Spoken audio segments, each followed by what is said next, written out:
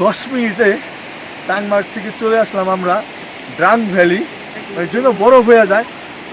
So টাংমার্গ থেকে drank valley যাওয়ার সময় ঠিক এমন একটা ভিউ মিলে।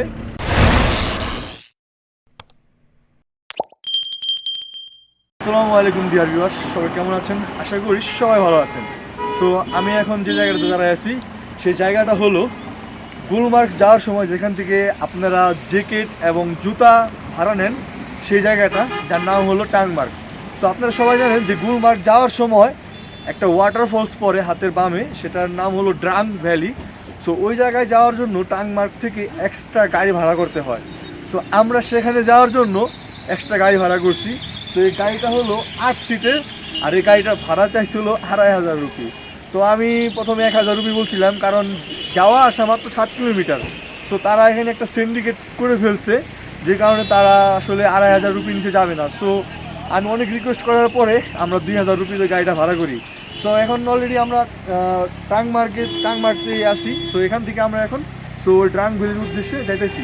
সো চলেন যাই, আর এবং ড্রাংমার্গে যেতে কী কী দেখা যায় খুঁটিনাটি সবই আপনাদেরকে দেখাবো। আর আরেকটা বিষয়, আপনারা যারা আমার ভিডিওটা দেখতেছেন তারা কাইন্ডলি অবশ্যই আমার চ্যানেলটা সাবস্ক্রাইব করে দিবেন, কারণ আপনারা যদি সাবস্ক্রাইব না করেন তাহলে আমি আগে বাড়তে পারবো না, প্লাস আর সুন্দর সুন্দর ভিডিও দিতে পারবো না। সো সবার আমার পক্ষ থেকে আপনাদের সবার কাছে একটা রিকোয়েস্ট, প্লিজ কাইন্ডলি সবাই আমার ভিডিওটি সাবস্ক্রাইব করবেন, ভালো লাগলে অবশ্যই একটা কমেন্ট করবেন এবং শেয়ার করবেন, এবং সবসময় আমার সাথে থাকবেন, সাপোর্ট করবেন। সো চলেন যাই, সামনে কী কী দেখা যায় একসাথে ভিডিওটাও এনজয় করি। So let's go.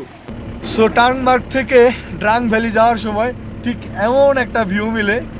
যদি আপনারা লেফট সাইডে খেয়াল করেন তাহলে দেখতে পারবেন যে এটা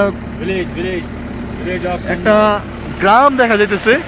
মানে কি বলুন, একদম ড্রিম ভ্যালি। উপর থেকে স্নোফল হইয়া আপনার বাড়িঘরগুলো দেখেন কেমন দেখা যাইতেছে, জাস্ট ওয়াও।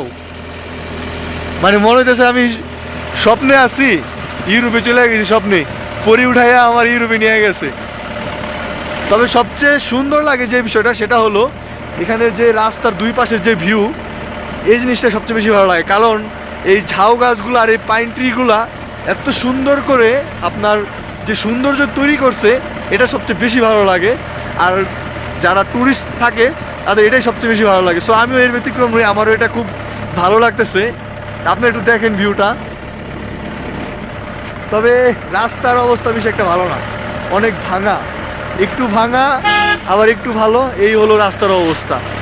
তো চলেন যাই, দেখি আগে কি কি দেখা যায়।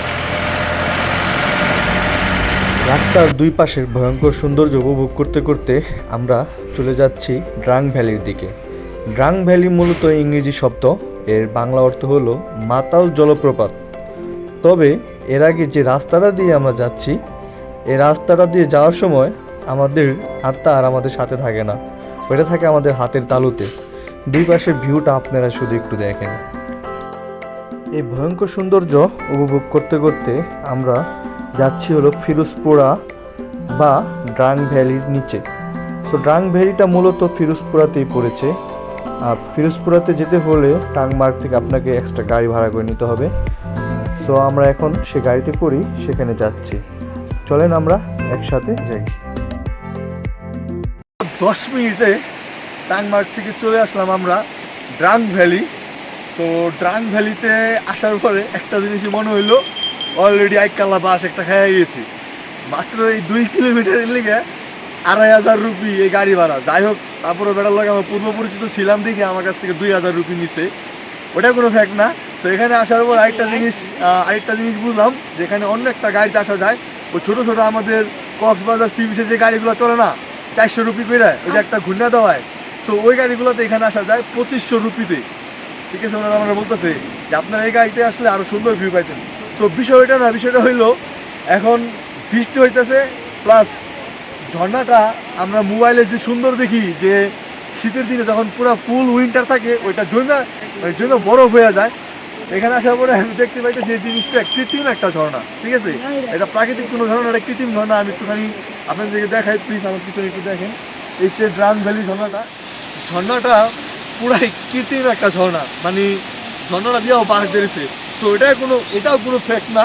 ফ্যাক্ট ইজ দ্যাট যে ঝর্ণাটা যদি বরফ জমা থাকতো তাহলে ভালো লাগতো, সো যেটা আমি বুঝতে পারলাম যে যারা ফটোগুলা ফেসবুকে আপলোড করে ওই ছবিগুলো মেবি লং এক্সপোজারে তোলা, যে কারণে ছবিগুলোকে একদম জমাট বাঁধা মনে হয়। সো আমি আপনাদেরকে ভুল বিষয়টা ক্লিয়ার করি, ওই কৃত্রিমভাবে পানিটাকে নিচে ভরানো হতেছে। উইন্টার হওয়ার কারণে এবং এখানে মাইনাস চলার কারণে ওইটা বরফ হয়ে যায়, যে কারণে ওটা দেখতে অনেক সুন্দর লাগে। সো আমি এখন ঝর্ণার কাছে যাবো এবং ওইটাই আপনাদেরকে দেখাবো, আসেন। তারপর ড্রাং ভ্যালির সামনে গিয়ে এই ঝর্ণাটার সামনে আমি কতগুলা বাংলা ছবির মতো পোজ দিয়ে ভিডিও বানালাম। সো ভিডিওগুলো দেখতে একটু হাস্যকর মনে হলেও আমার কাছে খুবই ভালো লাগছিল, কারণ ঝর্ণা আমার খুবই পছন্দের, তাই পছন্দের কিছু পোজ দিয়ে ভিডিও বানালাম। চাইলেই এরকম পোজ দিয়ে আপনারাও ভিডিও বানাতে পারেন। তবে একটা জিনিস খুব খারাপ লেগেছে আমার, সেটা হলো ঝর্ণাটা কৃত্রিম ছিল। তবে জানুয়ারি মাসে ফুল উইন্টারে এই ঝর্ণাটা সম্পূর্ণ ফ্রোজেন হয়ে যায়। সো আপনারা যদি তখন যান তাহলে খুব সুন্দর একটা ভিউ পাবেন।